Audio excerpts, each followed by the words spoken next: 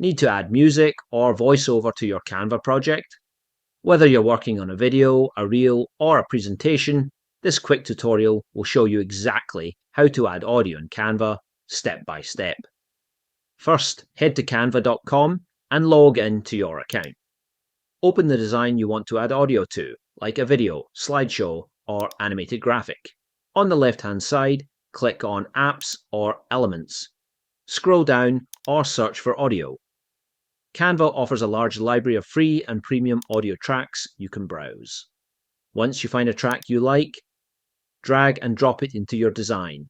If you're using a video format, Canva automatically places it on the timeline at the bottom. Want to use your own music or voiceover? Just go to the Uploads tab, click Upload Files, and select your audio file. Canva supports MP3, WAV, and M4A formats. You can trim the audio by dragging the ends of the waveform in the timeline.